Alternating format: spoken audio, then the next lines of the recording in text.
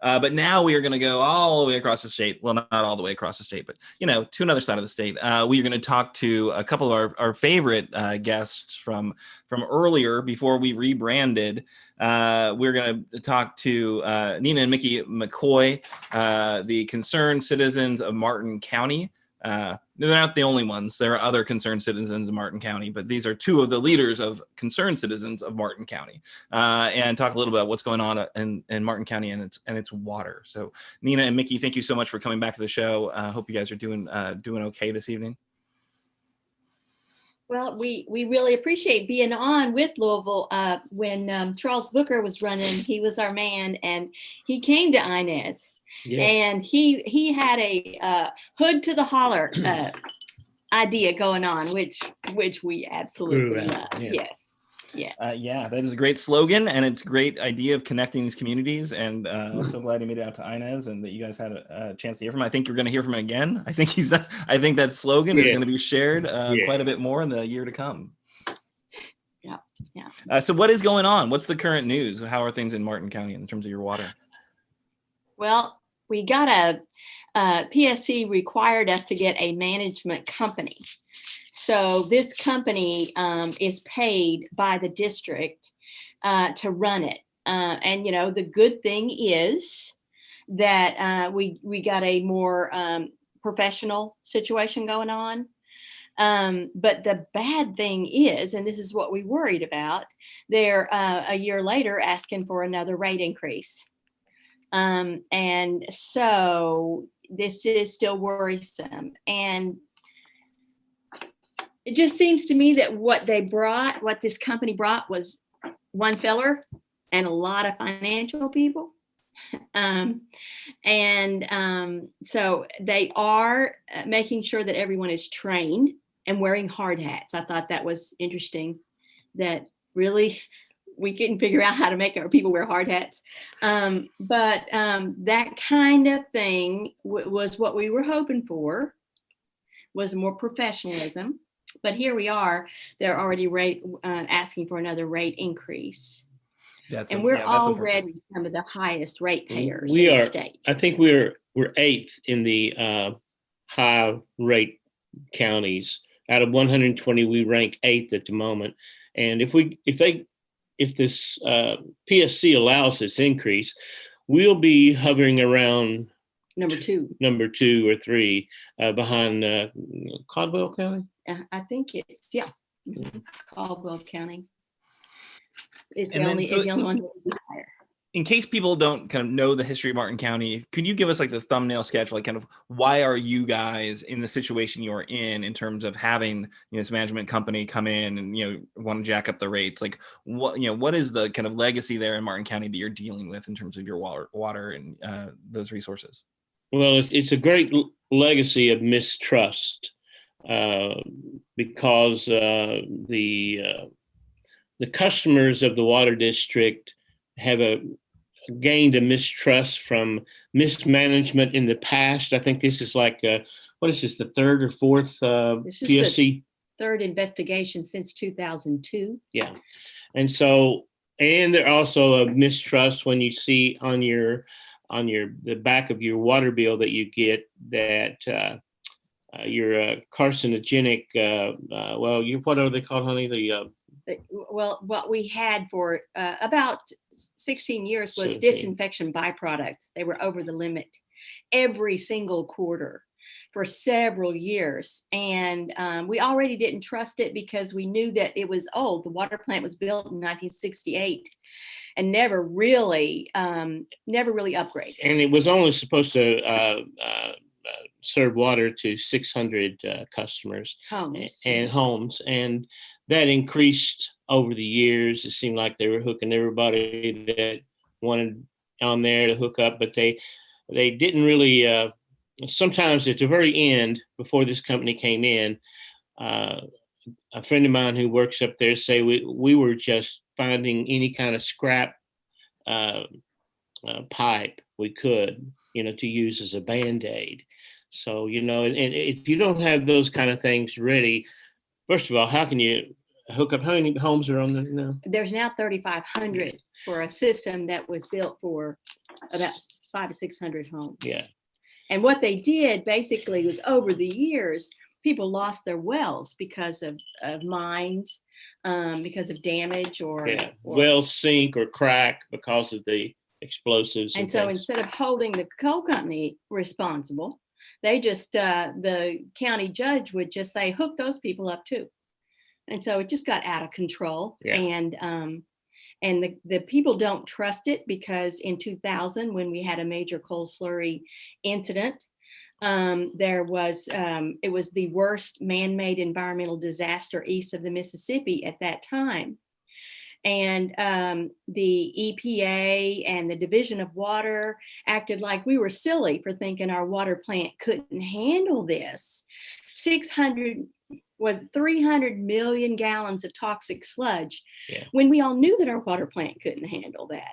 And you see, sludge is what, in the processing of coal, it has to be washed. And all the water that is used to wash it then is pumped up the hill to an impoundment, a man-made impoundment. And they call these slurry ponds. Well, this particular pond was 75 damn acres. And I'd say that's more than a pond. It's more like a lake. And the spill, they call a spill when sludge comes out and goes down into the community and into their creek beds and everything. They call it a spill. I think 308 million gallons is a flood. Yeah. Yeah, I think that's charitable, right? There was a flood from that lake of toxic sludge. Yeah. That's what your community had to deal with. That was, of course, the worst case scenario, but there were lots of other events that were happening kind of leading up to that, coming out of that. It seems like, Martin County is like got an amazing has to pay an amazing price for the coal activity that you guys have had there. I think ongoing, it seems like the flooding that we experienced, recently, It seems like you guys got hit really hard by that. How'd you guys fare then? Well, we lost a new pump at the river. Water district. The water district did. So it was one of the only things we had that was new.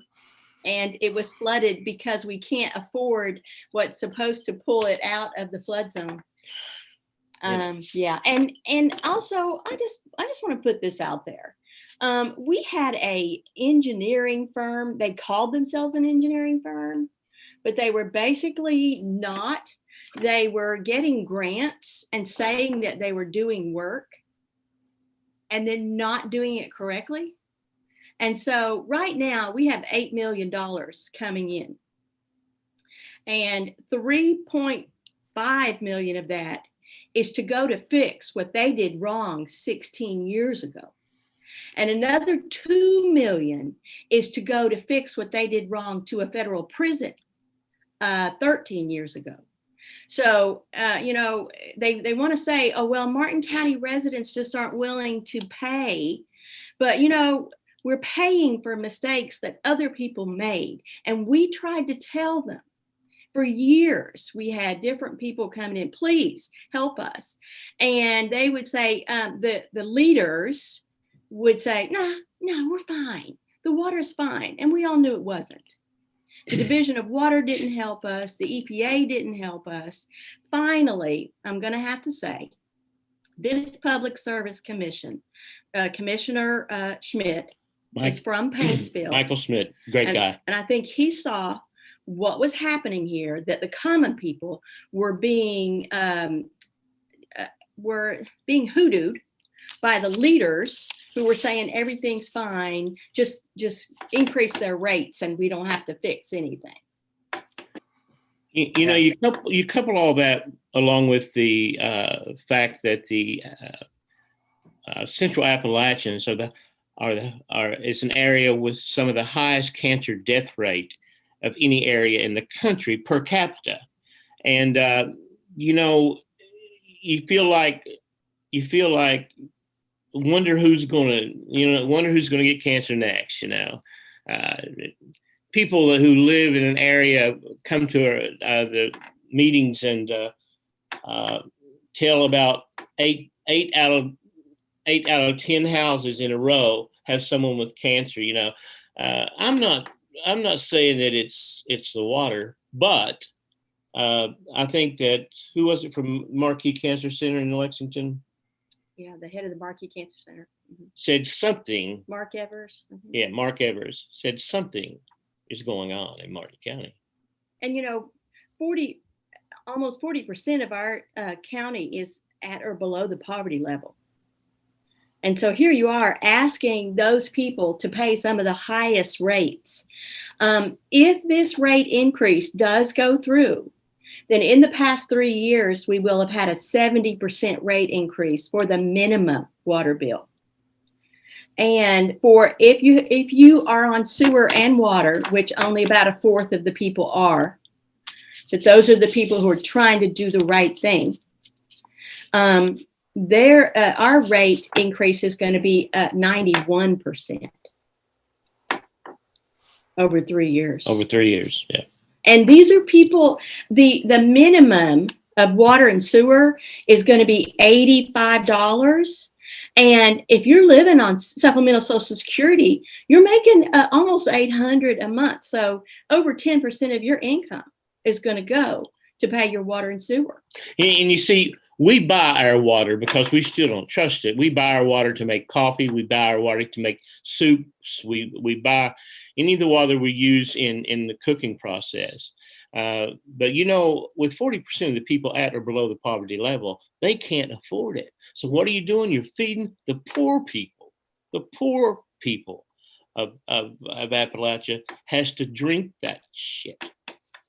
And the thing is, UK did a study in 2019. I was one of the researchers to go around, and we tested 97 homes for disinfection byproducts, which is what they were in trouble for all those years. And 35% of them were over the limit. Now, what the Division of Water did in 2018 is they allowed them, instead of testing 4 homes once every quarter, they only have to test 2 homes once every quarter. Well, that didn't make us feel like the water was any safer to drink. That made us suspect of the Division of Water once again. Yeah, it is. It is unfortunate how much neglect and mismanagement Martin County has experienced in its water systems. It is, it's tragic. I think how coal communities like Martin County have been left holding the bag for, as you said, problems you didn't create. You are now being forced to pay for, and pay for inefficiently at best. If you've got, horrible engineering companies coming through and not doing their job, which you then have to pay to fix. And your new pump. And they're not from here. They're from Lexington. So, how many times every year? Well, Martin County just makes the wrong decisions. Like, for instance, we got a $13 million third courthouse that we don't need. We did not make that decision. Somebody downstate allowed that. To happen. And we did not make that decision. And we still owe for it. Absolutely. Oh, so there's a question in the chat. Who is this this water utility? Is it is it a kind of community owned, or what is the co-op? The good news is we are still a community owned water district. I hate privatized water. I think it's evil. It's almost as evil as plastic. But what this PSC required is that we hire the management company. Now, they are from Missouri. They're called Alliance Water Resources. I think the only other Kentucky water system that they manage is Bardstown, or what's the county that Bardstown is in? But otherwise, they're out of Missouri. Got it. All right. Well, hey, is there any final thoughts you'd like to let our viewers know? Like, what is Martin County? What can we do outside of the folks who are not in the county? What can we do to help you get better water? Help you get the kind of justice you need for your utility? Well, if I had a bottle with a genie in it, I would wish that we could elect some human beings for representatives and senators. We don't have very many humans in those offices. And I just feel that the more that we keep this in the forefront, we'll talk to anybody. We speak the truth, and by God, that's what you get. I mean, anybody in America should deserve clean air and clean water. That's a human right. And I'll tell you something else too. This legislature, and I don't know if this is like common knowledge, those of us in the water world know this, but the PSC and the governor put a moratorium on late charges and on water cutoffs during this pandemic. And this legislature took the power away from the PSC to do that. So that if things get bad again, they can just shut off people's water. PSC can't do anything about it. They can charge these exorbitant late fees for people who are already poor. And so I think that our legislature is the main thing we have to change. You know, I wish we had more people like Kelly Flood, you know, who'll sit there and tell you, I am not out of order, by God. And, you know, those people who speak truth to power, that's what we need, man. And we need Charles Booker. I believe in Booker. Yeah, I think these are all really important points. One thing I want to just underscore before we let you go, you know, I just pulled this up. You know, President Biden has got an infrastructure plan, which I think could mean real resources for more communities to have clean water across the country, and specifically rural counties, poor counties.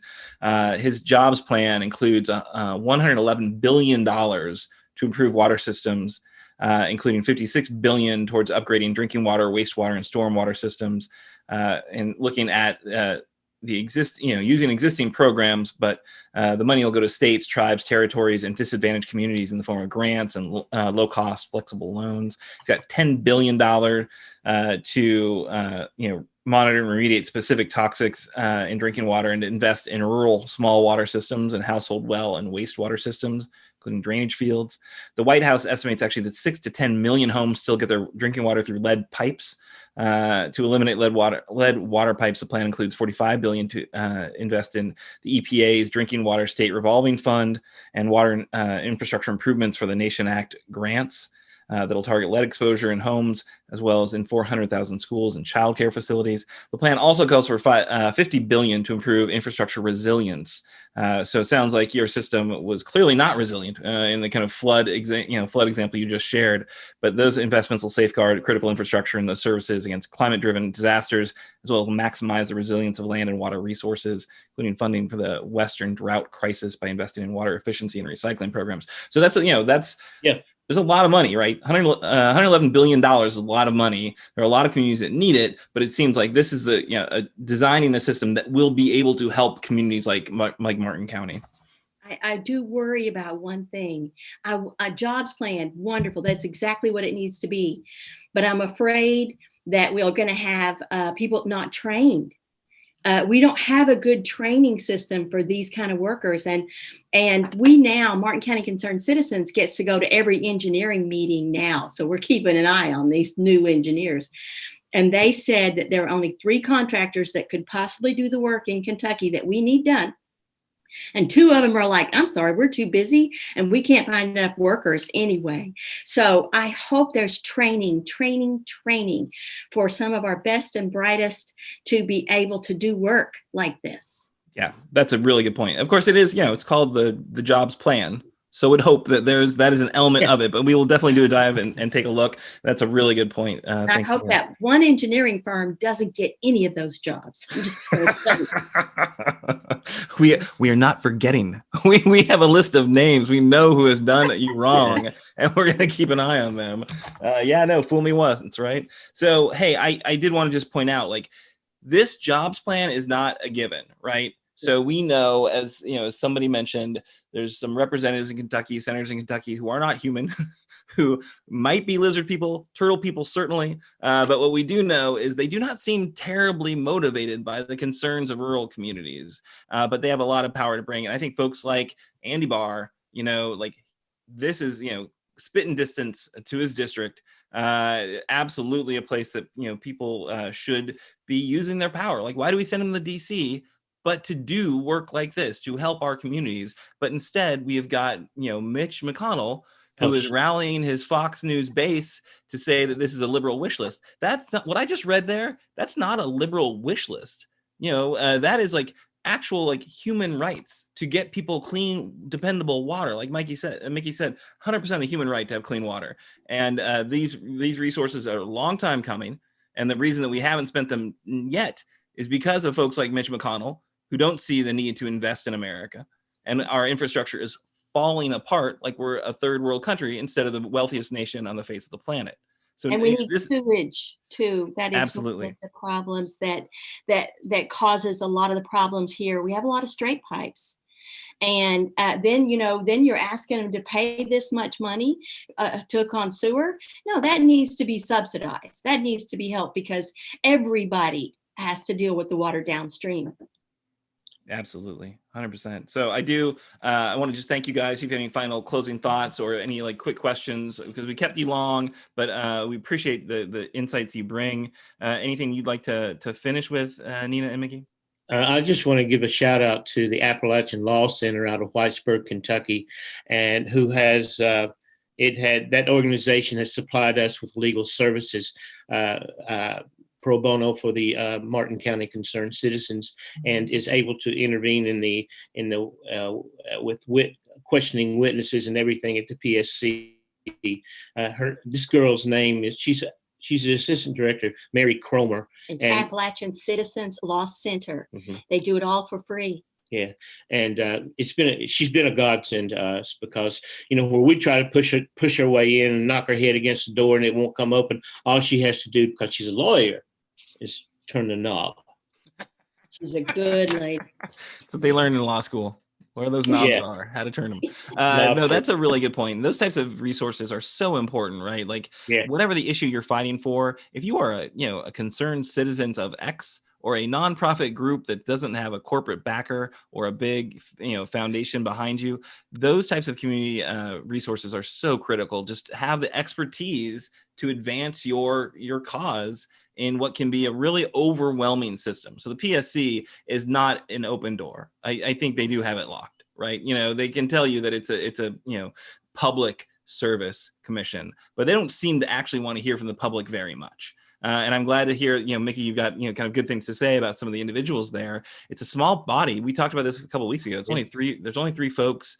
At this point, I think two have been appointed by the previous governor. I think one is an Andy Bashir appointment, but it is definitely it's really important that we hold them accountable, we elevate them, make people know that they're supposed to be accountable to the public, to hold these utilities to account. So really good stuff. Thank you guys. And again, really quick, Nate or Kimberly, you guys have any questions you want to ask Nina and Mickey before we let them go? I just want to make a statement, actually, and thank you to the McCoys. It just sounds like it's almost another Flint, Michigan situation. And we know that they are holding a lot of people accountable for that now. So I just want to tell the McCoys, keep the faith. Help is on the way. Thank you. Thank you. I love your hat. And that's not a real hat. Like, she won't show us her real hat for this weekend, but like that's like an older hat. Nate that. This is my 2018 hat. Hey, Nate, who cannot hold a candle in the hat categories, but like any final questions or thoughts you want to leave us with? No, just my undying gratitude to Nina and Mickey for all their activism and helping shine a light on something that, much of Kentucky, or at least the powers that be, would like to keep in the darkness. So, right. All power to you. Yeah. Awesome. And Betty Weaver on the comments wants to say, keep up the fight, keep up your fight. She's very happy to hear from you guys. And you open door whenever you've got any issue you want elevated, and we can do anything to help spread the word. That's great. Let's go Union. Go Union. Yeah. Absolutely. If you heard our first story, but we went in on the SEIU fight over Churchill Downs. How important it is that we have unions. If you enjoyed a weekend, thank a union. If you only work 40 hours a week, thank a union. And we gotta stand together for sure. because these corporate bastards, oh, we don't need unions anymore. Oh, how easy would that be, huh? All right, you guys, thanks again. Have a great night. Keep up the work, and good luck with your fight.